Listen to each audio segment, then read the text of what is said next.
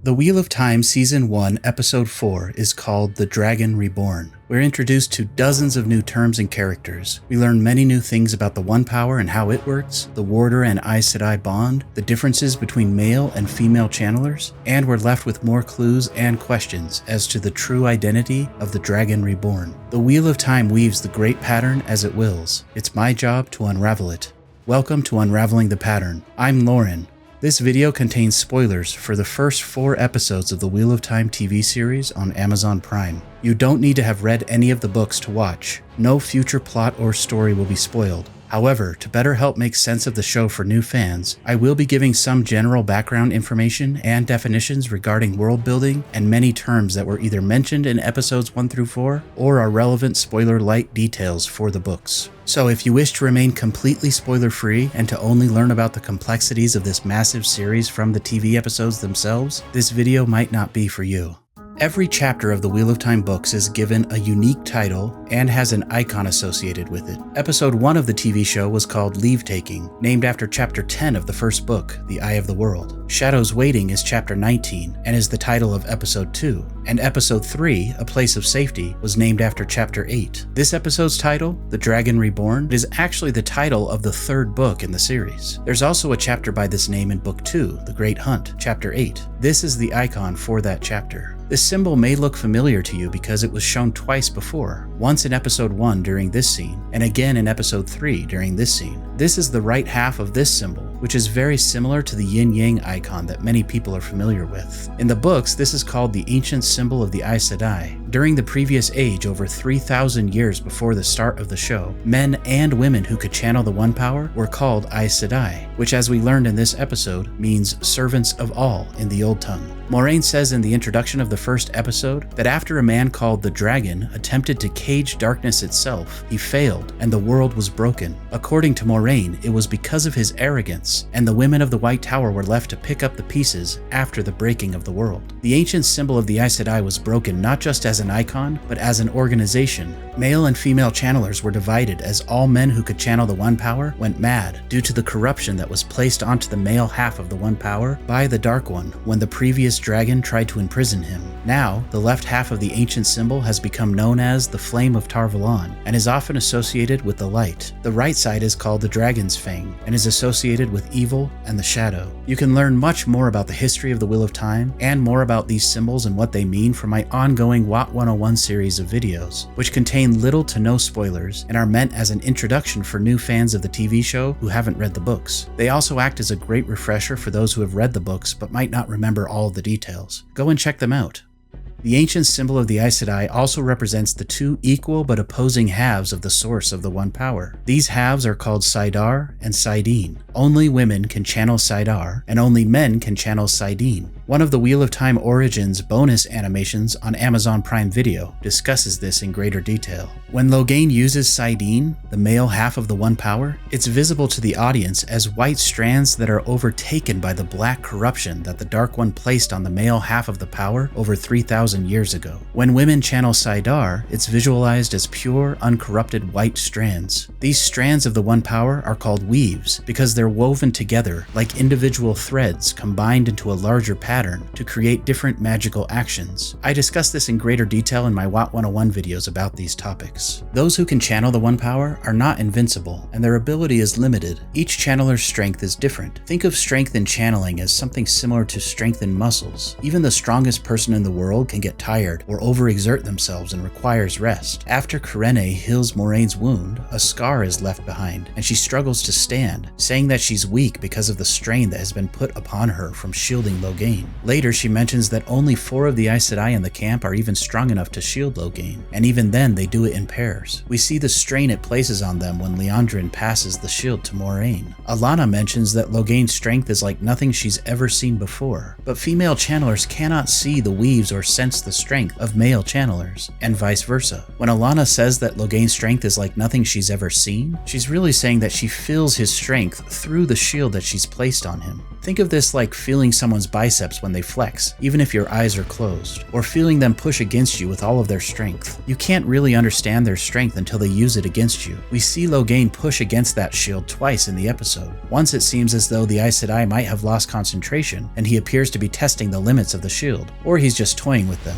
Later he breaks out of the shield, and it causes Karene and Liandrin to fly through the air. And yet Moiraine says that Logain's strength is like a pinprick of candlelight compared to the raging sun that will be the Dragon Reborn. To be clear, Logain doesn't see Nynaeve's weaves of the One Power in this scene at the end, but he feels the shockwaves and debris coming from her when she channels. Her strength is so great that she heals without touching the others and leaves no scars. Logain likens her power to the raging sun. We'll discuss this scene more later. There's so much more to be learned about channeling from this episode. For example, shielding someone from the One Power does not permanently cut them off from using it. It's just a temporary block. You can see in this moment that Logain still has some access to the One Power until the shield fully settles onto him. We also learn that women can link together, combining their strength, but that they act as conduits for a single channeler that controls the flow of the power that comes from all of them. Think of this like a tug of war. If you have a very strong person on one side, they can easily beat a single weaker person on the other side. But if you combine the strength of 6 or 7 weak people against the one strong person, they can usually beat him. When the Aes Sedai link together and give their strength to Liandrin, she uses the opportunity to gentle Logain. Gentling is not the same as shielding. When a man is gentled, his ability to channel the One Power is in a sense surgically removed, and he can no longer touch the source. It's also irreversible. I love how this was visualized at this moment. It looks as though the power is being ripped away from Logain. He sheds tears as it happens. Twitter user Brandon Sanderfans posted this really cool video that shows threads on a spool being cut or severed. I like to think that in a way this is what we're seeing when Logain is gentled. In the past age they called gentling being severed, so I think this works well. It also looks a bit like angel or demon's wings. Now that Logain is gentled, he's no longer a threat and will not require a constant shield. Tom describes to Rand what happened to his nephew Owen after the Red Sisters captured and gentled him. He said that when a channeler is gentled or cut off permanently from the One Power, they essentially lose the will to live and slip away. Tom's nephew killed himself shortly after being gentled. Will Logain suffer a similar fate? Will Logain still hear voices and suffer from the madness? Or was his madness severed as well?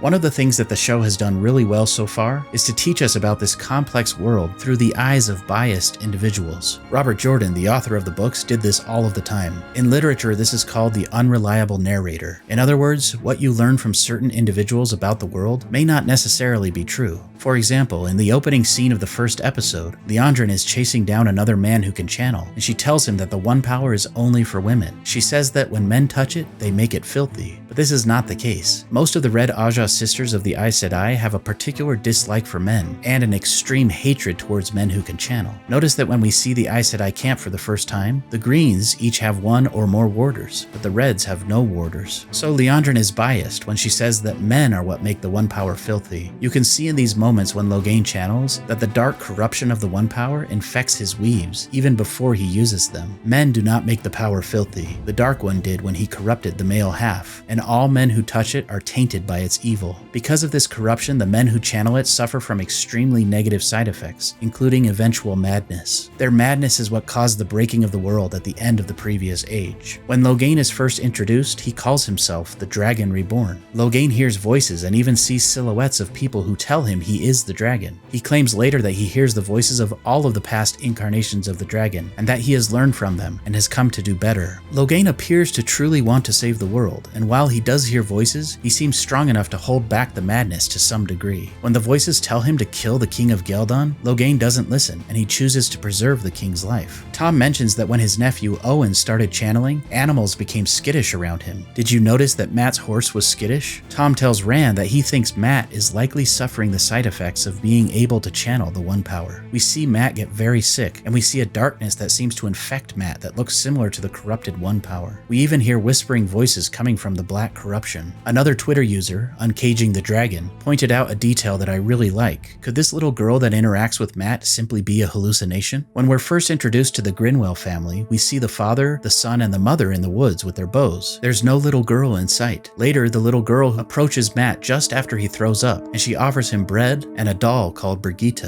She says that Brigitte protects her when she's asleep. Matt's sisters were playing with similar dolls in episode 1. Then, in Rand's dream, Matt has blood on his hands. Later, when Rand and Tom discover the dead family, we only see the mother, father, and son dead in the farmhouse. It's not until they leave the farm that Matt, and only Matt, seems to see the dead girl. He leaves the doll of Brigitte as they dash away on their horses. But was the doll even real? Was Matt the one who killed the family, or was it the Fade? Could he be experiencing the madness that comes from channeling the One Power, or is it something else? The dark corruption in Matt also has the look of the darkness from the cursed city of Shadar Logoth from episode 2. Could Matt be infected by that instead? Is it the same as the Dark One's corruption, or is it different? The Trollocs seem to want nothing to do with the cursed city, and Lan did warn them not to touch anything from Shadar Logoth, and yet Matt took the dagger. Later, when Tom and Rand burst into the farm assuming that Matt killed the family, Matt looks up into the darkness in the loft above and points directly at the Fade in the shadows. Tom is ever quick with his throwing knives, but the Fade seems to teleport through the shadows down to the main level. Rand and Matt barely escape with their lives as Tom fights off the Fade. I love how the Fade seems to almost defy physics as it fights, moving faster than humanly possible and gliding across the floor when kicked. I love how it just casually catches Tom's knife in its hand. Tom's motivation to help these boys is so pure. He just doesn't want to see these young men suffer the same fate that his nephew suffered. Do you think we'll ever see Tom again? Loghain tells the King of Geldon that he has not come to break the world as the previous dragon did, but instead to bind it. But what does Loghain mean when he says he wants to bind the world? Does he simply want to unite the nations under the banner of the Dragon Reborn so that he can face the Dark One? His army is made of all types of people with different colored clothing and weaponry. He even recruits the king to his ranks. He claims that the dragon is just as likely to save the world as to break it. The imagery of Loghain is somewhat Christian in how he's presented, almost as a Christ-like savior. Could he be the true Dragon Reborn? Does the corruption of the One Power actually give men the ability to speak to or see their past lives? Or are these just the delusions of a madman, as Moiraine tells Loghain later? Remember this man from the first episode? He hallucinated an entire other person. Was this one of his past incarnations? Could this man be Tom's nephew, Owen? Aside from Loghain's desire to bind the world and his being bound or caged, there are other themes and instances of bonds and binding throughout this episode. We see the bond of friendship between Rand and Matt and between Nynaeve and Lan. We also learn more about the bond between warders and Aes Sedai. Stepan tells us that it's stronger than the bond between husband and wife or parents and their children. But the bond between warder and Aes Sedai is more than an intimate closeness. In the previous episode, Lan feels Moiraine's pain through the bond. And in this episode, when Lan drinks, Moiraine gets emotional. Kyrene and Stepan both discuss being tired and needing to rest, while not getting as much sleep as they used to. The Aes Sedai and her warder can feel each other's exhaustion. When Kyrene is threatened by Loghain, Stepan immediately feels it and warns the others that they need to get back to the cave. Later, when Kyrene is killed by Loghain, Stepan feels her death and goes into a berserker rage, attempting to kill Loghain with his axes. This bond between warders and Aes Sedai is not the same for all of them. Did you catch that Liandrin said that only women are welcome in the red tent? Nynaeve seems to wonder aloud if Alanna has a physical relationship with both of her warders, and Stepan implies that she does. When Lan leaves to go and be with Moiraine, Nynaeve looks sad, as though she's jealous of the bond between Lan and Moiraine, or perhaps she's just curious about just how close the two of them really are. Do you think that Moiraine and Lan are in a romantic relationship? We've seen them bathe together, but they also ask for 2 separate beds when visiting the Winespring Inn in the Two Rivers. Moiraine holds Lan's hand as she tells him that she shares his failures. They sit together with their arms touching intimately. It certainly feels like, if they're not romantic, they're very close. Stepan mentions that he's never understood Lan's taste in traveling companions, and Lan is quick to say that Nynaeve is not his companion. Was Stepan referring to Lan's choice in romantic partners? Was he implying that while Lan is bonded to Moiraine, perhaps he chooses others for romantic connection? And don't forget that Moiraine, when she was feverish from the Trolloc poison in the previous episode, whispered the name of someone called Swan. Clearly, Nynaeve has complicated feelings for Lan. She tells him that he wasn't what she thought he was, and when he is injured, Nynaeve finds the inner strength to not just heal Lan and the others, but she also manages to put all of his pooling blood back into his body, ensuring he survives. Does Lan feel the same way about Nynaeve? Did you notice when Loghain's Dragonsworn army attacked, Moiraine was nowhere to be found, and Lan was quick to jump in front of Nynaeve to protect her instead? What was he going to say to Nynaeve before the attack? Aside from the warder bond, we also see the bonds between different sisters of the Aes Sedai. Though they're divided by factions and seem to have different goals or desires, they do seem to care for one another to some degree. Liandrin almost burned herself out by drawing in too much of the One Power after Kyrene was killed because Loghain harmed her sister. Aes Sedai are also bound by the 3 oaths. While the Aes Sedai may be bound by the oaths, they're always finding new and creative ways ways to wiggle out of them. For example, LanRaine tries to convince the others to gentle Logain before they reach Tar Valon. She says that if they can free Logain from his shield, it will give them an excuse to defend themselves and gentle him. Eventually, this is exactly what happens. Do you think LanRaine intentionally let the shield down, or was Logain just that strong? We see this little moment where Alanna is waiting until she feels threatened by Logain's army before she can drop the arrows on them. I think it's important to note that while Aes Sedai cannot technically lie, this does not mean that they always tell the truth. The oaths do not bind them to only speak absolute truths, but instead, they can speak anything that they think is true, even if it's not. I'll discuss this detail more in a bit. Where there are bonds that bring people together, there are also cracks that threaten to divide. I love that we've seen two different caves in the show so far, and they both have holes above them, as if to show just how broken the world really is. While the Aes Sedai seem united in some ways, there is evidence of division between them as well. So far we've learned of just 4 of the 7 Ajahs, or factions of sisters within the White Tower in Tar Valon. We learned from Alanna that the Green Ajah is the Battle Ajah, and it's implied that they, unlike the Blue Sisters, can have more than one warder. MoirLan is from the Blue Ajah, and according to LanRaine, who is of the Red, the Blue Sisters are spies. Is this another bias on LanRaine's part? LanRaine implies that Red's jobs are not only to hunt down and gentle men who can channel, but that they also act as a sort of police or law enforcement of the tower, stopping men and women who misuse the One Power. When LanRaine attempts to convince Kyrene that they should allow Logain's shield to slip so that they can defend themselves and gentle him, Kyrene says that LanRaine of all people should be the one to stay true to tower law. It makes sense that only the Reds, who hunt down men who can channel, and the Greens, who are the Battle Ajah, were sent to deal with Logain and his armies in Ghealdan. We don't yet know what the Yellow Sisters do, but we do see a glimpse of one of them that was captured and burned by the White Cloaks in episode 2. And did you notice Nynaeve is wearing green over yellow? Look, we even get a scene of her smoothing her skirts, which is a common occurrence in the books. Nynaeve is definitely a fighter, and could likely do well in the Battle Ajah or Green Ajah, but at her heart, perhaps she is yellow. I'll return to this in the future when we know more about the Yellow Ajah. Another bond that's featured in this episode is the connection between those who live and their loved ones that they have lost. We see this featured during the Beltane festivities in the Two Rivers, and Isla, the leader of the traveling people, talks about her connection with her daughter as she teaches Perrin about the Way of the Leaf. I love this theme of trying to make the world we live in a better place, not just for our future posterity, but for ourselves when we are turned back into the world in another age. We'll talk more about the song in a future video, but I love this little moment when Egwene talks to Aram about the song and he says he doesn't believe in it. Then she looks around and says, perhaps they've already found it. And then we cut to Perrin doing some simple blacksmith work because he finds peace there. Another great soft moment that makes the themes and characters shine through in this adaptation. I loved Maria Doyle Kennedy's performance as Isla in this scene as she talks about the Way of the Leaf,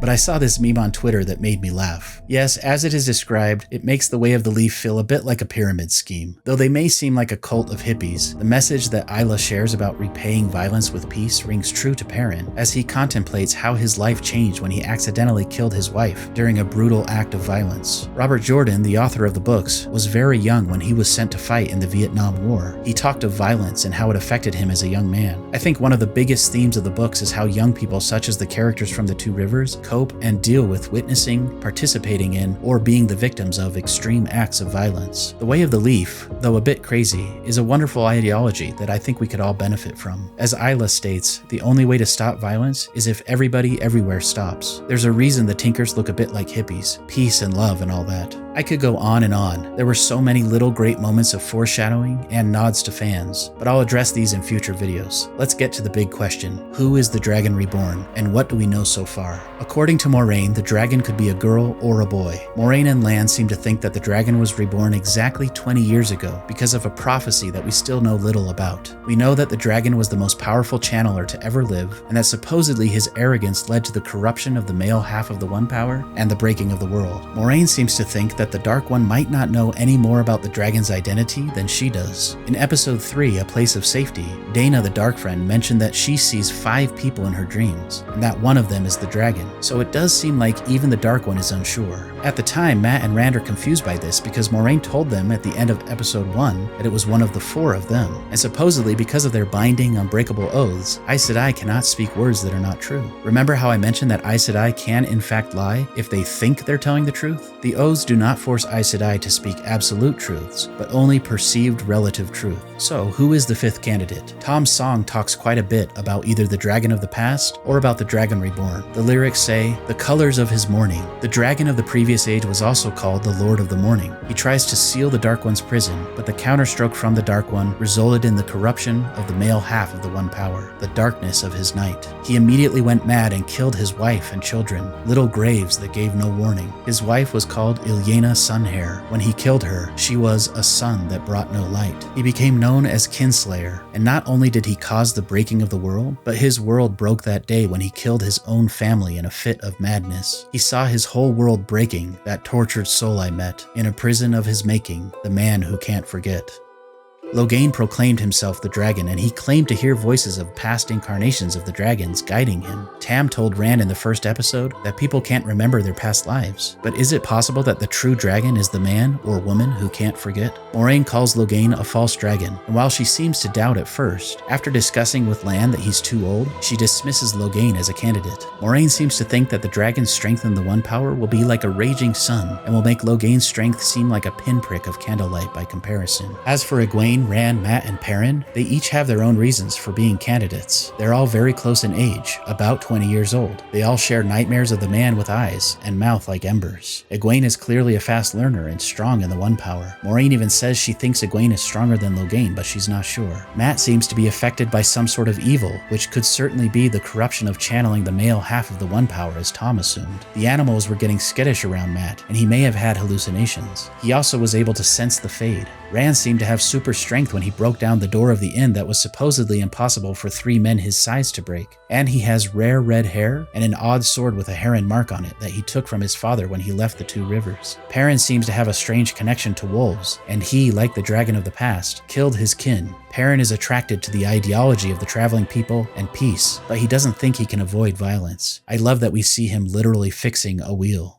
And what about Nynaeve? Nynaeve all but confirms to Moiraine in episode 1 that she is 25 or 26, which would seem to cross Nynaeve off the list, but Moiraine does mention that small villages don't keep very good records. Also, in episode 1, Moiraine mentions that Nynaeve was brought to the Two Rivers as a baby, but Nynaeve remembers the last words her parents said to her before they died, so she must have been older. Her age and origin are definitely unclear. Which of these 6 characters do you think is the true Dragon Reborn? Back to the beginning, Moiraine says that it was the dragon, a man of the past, who failed to cage darkness, and in his arrogance broke the world. And yet we see the arrogance of the Aes Sedai as they attempt to cage Logain. To me, this scene is a great metaphor for what happened in the past, and what could happen again in the future. Logain says he has come to bind, not to break, and yet when Stepan attacks Logain as he's being shielded or metaphorically caged, similar to the counterstroke by the Dark One, Logain uses the corrupted power to break or shatter Stepan's axes, causing the shards to nearly kill everyone in the cave. Just when we think that all hope is lost, Nynaeve, in her anger, channels like a raging sun and heals everyone in the room miraculously, literally binding their wounds back together. The irony is that Logain's wish to bind them came true when the Aes Sedai united and linked to then bind him with weaves of air, and in their arrogance, they gentled him against Tower Law. Tom's song ends like this: I can still hear the way that he cries for the ones he was missing.